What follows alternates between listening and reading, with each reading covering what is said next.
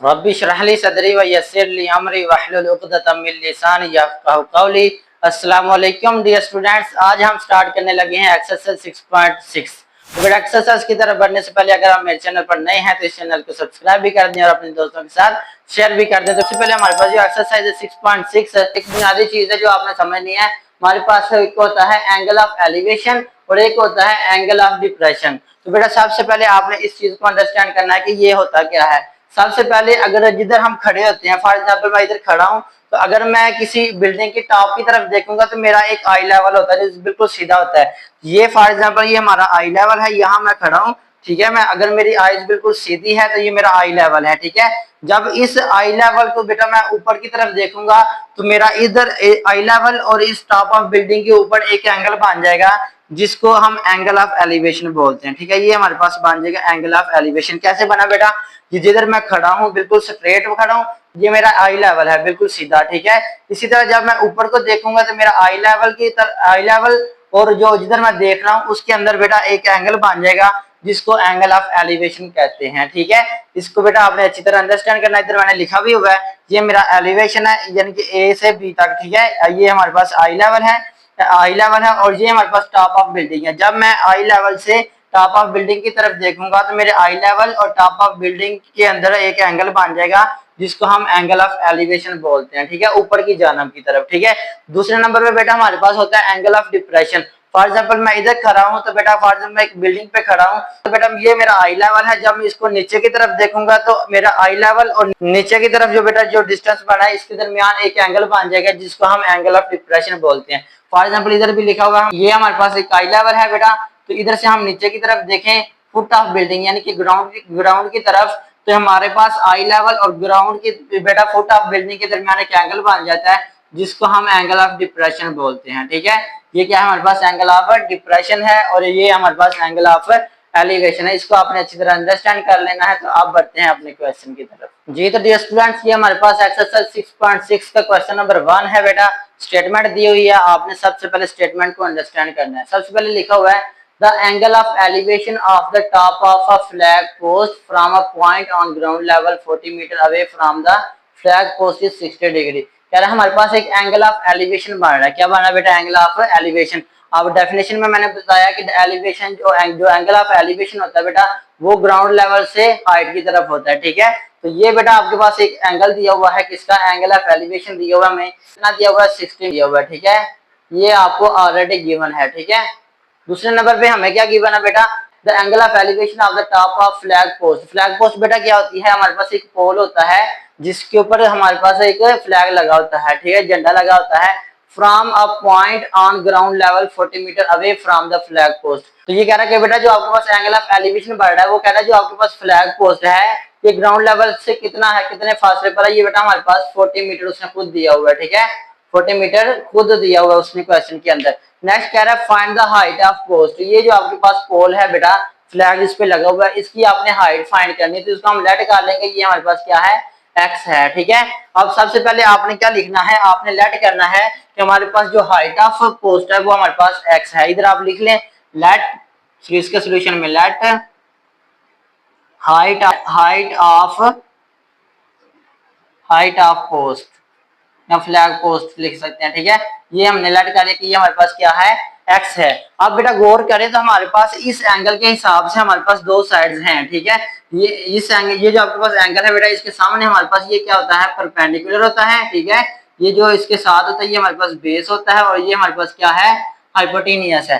अब हमने वो वाला फार्मूला लगाना है जिसके अंदर परपेंडिकुलर और बेस आता है। तो आपने बेटा 3 फार्मूला याद किए थे। हमारे पास सबसे पहले फार्मूला था साइन थीटा, वो किसके बराबर था हमारे पास बेटा, परपेंडिकुलर ओवर हाइपोटेनियस, ठीक है। दूसरे नंबर पे क्या था, कॉस थीटा, तो वो किसके बराबर था बेटा, बेस ओवर हाइपोटेनियस। और तीसरे नंबर पे क्या था, टैन थीटा, टैन थीटा किसके बराबर होता है, परपेंडिकुलर ओवर बेस। तो आप बेटा इन तीनों में से आपने वो वाला लगाना जिसके अंदर हमारे पास परपेंडिकुलर भी यूज होता हो और बेस भी यूज होता हो, ठीक है। तो इस वजह से हमारे पास एक्स की वैल्यू आसानी से निकल सकती है। इधर हम लिख लेंगे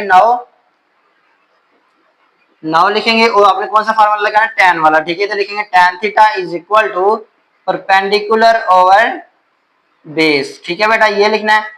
ये लिखने के बाद आपने थीटा लगाना है। थीटा हमारे पास कितना है, 60 डिग्री। हम इधर लिख लेंगे tan 60 degree is equal to perpendicular. तो परपेंडिकुलर में बेटा हमारे पास क्या है, x है डिवाइडेड बाय बेस। तो बेस हमें ऑलरेडी गिवन है, कितनी है हमारे पास, बेस 40 मीटर है। ठीक है, अब बेटा यहाँ से आपने किसकी वैल्यू निकालनी है, tan 60 डिग्री की वैल्यू निकालनी है। यहाँ से बेटा tan 60 डिग्री की वैल्यू निकालेंगे, लिखेंगे tan 60। तो बेटा ये हमारे पास tan 60 की वैल्यू आ जाएगी।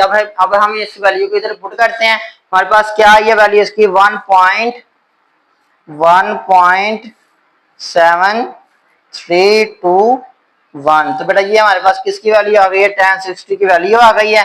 अब किसकी वैल्यू लगाते हैं बेटा, हमारे पास इधर लिखा हुआ है x डिवाइडेड बाय 40। ठीक है, ये जो 40 है इधर डिवाइड हो रहा है, इधर आगे क्या हो जाएगा, मल्टीप्लाई हो जाएगा। तो हम इसको लिख सकते हैं 1.7321 multiplied by 40 is equal to x। ठीक है, अब यहाँ से बेटा इसको मल्टीप्लाई करवा देते हैं, हमारे पास हाइट ऑफ पोस्ट आ जाएगी। ठीक है, इसको मल्टीप्लाई करवाएं किसके साथ, 40 के साथ, तो हमारे पास आंसर आ जाएगा बेटा 69.28। ठीक है, इज इक्वल टू x।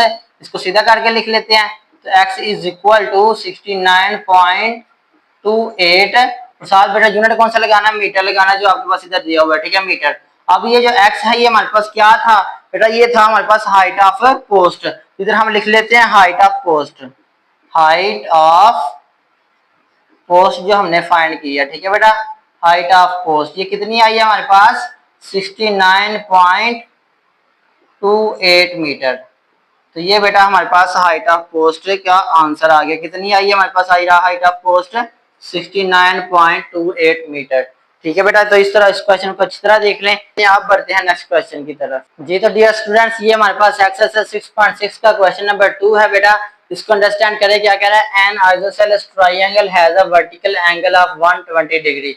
तो आइसोसेलेस ट्रायंगल बेटा वो होती है ऐसी ट्रायंगल जिसकी दो साइड सेम होती हैं। ठीक है, ये हमारे पास एक ऐसी ट्रायंगल है जिसकी दोनों साइड सेम है। ठीक है, ये दोनों साइड बेटा इस ट्रायंगल की सेम है। अब कह रहा है कि हमारे पास इसका जो वर्टिकल एंगल बन रहा है, यानी कि हमारे पास ये जो टोटल वर्टिकल एंगल इसको बोलते हैं। ठीक है, ये बेटा टोटल जो एंगल दिया हुआ है ये हमारे पास टोटल कितना है, 120 डिग्री उसने खुद दिया हुआ है। ठीक है, टोटल कितना है, 120 डिग्री है। नेक्स्ट क्या कह रहा है बेटा, and a base 10 centimetre long, यानी कि आप इस ट्रायंगल की जो टोटल बेस है वो हमारे पास कितनी है, जो टोटल बेस है बेटा ये हमारे पास कितनी है, 10 सेंटीमीटर है। यानी कि ए से बी तक को टोटल डिस्टेंस कितना है, 10 सेंटीमीटर है। नेक्स्ट आ जाए तो बेटा हमारे पास क्या कह रहा है नेक्स्ट, तो नेक्स्ट बेटा हमें कह रहा है find length of its altitude. Altitude बेटा ये होता है जो हम ऊपर से परपेंडिकुलर ड्रा करते हैं। ठीक है, ये आपके पास ट्रायंगल होती है, ट्रायंगल के बिल्कुल ऊपर से नीचे को एक लाइन ड्रा करते हैं बेटा, ये हमारे पास क्या होता है, अल्टीट्यूड होता है, और इसको हम हाइट भी बोलते हैं। ठीक है, तो ये बेटा आपने इसकी हाइट फाइंड करनी है। अब बेटा सबसे पहले आपने ये देखना है कि ये जो 120 एंगल है टोटल बेटा, ये हमारे पास क्या है, टोटल दोनों साइड दोनों ट्रायंगल्स का एंगल है। अब ये 120 है बेटा, 120 है, इसका हाफ करें तो बेटा हमारे पास 60 एंगल इधर बनता है और 60 एंगल इस साइड में बनता है। ये दोनों क्या है, 60 डिग्री पड़ा है। ठीक है, दोनों तरफ बेटा क्या है, 60 डिग्री है। अब आपने क्या करना है, देखें ये जो आपके पास वर्टिकल एंगल होता है बेटा, ये जो वर्टिकल एंगल है ये इधर हमारे पास कौन सा एंगल बनता है, 90 डिग्री का। कौन सा एंगल बनता है बेटा, यहाँ पे 90 डिग्री का एंगल बनता है। अब गौर करें तो हमारे पास ए का एंगल क्या होगा, ए का एंगल क्या होगा, अगर हम इस ट्रायंगल की बात करें तो इस ट्रायंगल के ऊपर बेटा जो सी का एंगल आ रहा है वो हमारे पास क्या है, 60 डिग्री, और डी का हमारे पास क्या आ रहा है, 90 डिग्री। ये जो परपेंडिकुलर था बेटा इसका एंगल आ रहा है 90 डिग्री। अब गौर करें तो हमारे पास जो ट्रायंगल होती है उसके sum of angles in the triangle कितना होता है, 180 होता है। 90 प्लस 60 करें तो होता है 150, और इसका एंगल कितना बच जाएगा, 30 डिग्री। लेकिन बेटा डायरेक्ट भी 30 डिग्री हम लिख सकते हैं, लेकिन आपने इसको सॉल्व करके लिखना है। तो अब आपने क्या लिखना है, तो सबसे पहले बेटा आपने लेट कर लेना है कि late length of altitude, length of altitude of given triangle, कौन सी ट्रायंगल गिवन है बेटा, आइसोसेलेस ट्रायंगल गिवन है। ठीक है, ये हमारे पास इसको कह लें कि ये हमारे पास क्या है, एक्स है। ये जो आपके पास अल्टीट्यूड है ये हमारे पास क्या है, एक्स है। अब क्या करना है आप लोगों ने बेटा, लिखना है नाउ सम ऑफ एंगल्स कितना होता है ट्रायंगल का बेटा, 180 होता है। हम इधर लिख लेंगे in triangle A D C. ठीक है, इस ट्रायंगल की बात कर रहे हैं। इसमें बेटा हमारे पास तीन एंगल आ रहे हैं, ए डी और सी। इधर लिख लेंगे measurement angle A plus measurement angle D plus measurement angle C. Sum of angles in the triangle is equal to 180 degree. ठीक है बेटा, हमारे पास दो एंगल्स गिवन है। ठीक है, डी का एंगल कितना है 90 डिग्री का और सी का क्या आ रहा है 60 डिग्री, तो ए का निकल जाएगा। इधर हम लिखेंगे measurement angle A plus angle D कितना हमारे पास बेटा 90 डिग्री है प्लस एंगल सी कितना हमारे पास 60 डिग्री। ये बेटा 60 डिग्री कैसे आया है, टोटल 120 था, उसका हाफ किया तो हमारे पास कितना आता है 60 डिग्री आता है। अब इन दोनों को प्लस कर ले तो हमारे पास कितना आ जाता है मेजरमेंट एंगल ए प्लस इन दोनों को ऐड करें तो हमारे पास आता है 150 degree is equal to 180 degree आ जाएगा। नेक्स्ट आ जाए तो बेटा हमारे पास क्या बन गया measurement angle A is equal to 180 degree minus 150 degree. ये इधर प्लस हो रहा था जाके माइनस हो गया, बेटा हमारे पास एंगल ए आ गया, कितना आया measurement angle A is equal to 30 degree.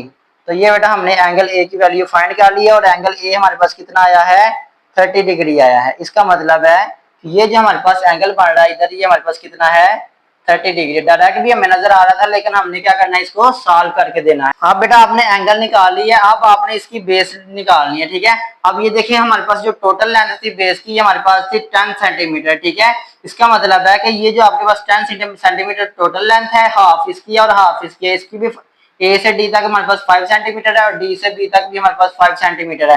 Direct भी निकल जाती लेकिन आपने इसको सॉल्व करना है। ठीक है, पूरे स्टेप करेंगे तो बेटा आपको पूरे मार्क्स मिलेंगे। नेक्स्ट आपने क्या करना है कि आपके पास ये जो ट्रायंगल है मेजरमेंट एडी का फासला निकालना है बेटा, तो मेजरमेंट एडी लिख लेंगे। मेजरमेंट एडी की जो साइड है ये बराबर है मेजरमेंट ए बी का बेटा टोटल डिस्टेंस है हमारे पास ए से बी की तरह 10 सेंटीमीटर, इसका हाफ करना है तो इसको हम 2 पे डिवाइड कर देंगे। ठीक है, तो हमारे पास इसकी वैल्यू आ जाएगी measurement A D is equal to measurement A B total हमारे पास कितना है 10 सेंटीमीटर है, तो बेटा इसको 2 पे डिवाइड करेंगे तो हमारे पास कितना आ जाएगा मेजरमेंट ए डी, ये हमारे पास आ जाएगा कितना 5 सेंटीमीटर। कितना आ जाएगा बेटा 5 सेंटीमीटर आ जाएगा। इसका मतलब है ये जो हमारे पास ए से डी तक का जो डिस्टेंस है ये हमारे पास क्या है 5 सेंटीमीटर है। अब बेटा गौर करें, अब आपके पास ये जो एंगल ए इस ट्राइंगल पे पहली ट्राइंगल को ले रहे हैं, इधर एंगल ए है हमारे पास 30 डिग्री, तो इसके सामने बेटा ये हमारे पास अल्टीट्यूड है, ये हमारे पास आ रहा है परपेंडिकुलर। ठीक है, ये परपेंडिकुलर है और बेस भी हमारे पास है मौजूद है। ठीक है, अब आपने वो वाला फार्मूला लगाना है जिसके अंदर बेस भी आ रही है और परपेंडिकुलर भी आ रहा है। बेस और परपेंडिकुलर बेटा किसके अंदर आ रहा है, वो आता है tan थीटा के फार्मूला। इधर लिखेंगे एंड कौन सा लगाना बेटा tan थीटा वाला। tan थीटा किसके बराबर है परपेंडिकुलर ओवर बेस। ठीक है, अब इधर आ जाए तो tan थीटा बेटा हमारे पास कितना है 30 डिग्री, जो अभी हमने फाइंड किया है ये आगे हमारे पास 30 degree is equal to perpendicular बेटा हमारे पास क्या है अल्टीट्यूड है जिसकी लेंथ हमने फाइंड करनी है। इधर आ गया x डिवाइडेड बाय बेस, तो बेस हमारे पास कितना है 5। अब बेटा आपने किसकी वैल्यू निकालनी है 30 डिग्री की वैल्यू फाइंड करनी है। अब tan 30 डिग्री की वैल्यू निकालते हैं। tan 30 डिग्री तो बेटा हमारे पास आ रही है 0.5774 आ रही है। ठीक है, तो बेटा हम इधर इसकी वैल्यू लगा लेंगे, हमारे पास आ रहा है 0.5735 है, तो बेटा ये राउंड ऑफ होकर 4 हो जाएगा। इधर नेक्स्ट आ गया हमारे पास x डिवाइडेड बाय 5, ये 5 इधर डिवाइड हो रहा है, इधर आगे क्या हो जाएगा मल्टीप्लाई, तो हमारे पास बन जाएगा 0.5774 multiplied by 5 is equal to x। इसको बेटा 5 से मल्टीप्लाई करवा दे तो बेटा हमारे पास आ रहा है 2.886 है, तो बेटा ये हमारे पास 9 हो जाएगा राउंड ऑफ होके। तो x की जो वैल्यू आई है बेटा हमारे पास वो आई है हमारे पास 2.89 सेंटीमीटर। ठीक है, अब बेटा ये जो x था ये हमारे पास क्या था लेंथ ऑफ अल्टीट्यूड था, इधर हम लिख लेंगे लेंथ ऑफ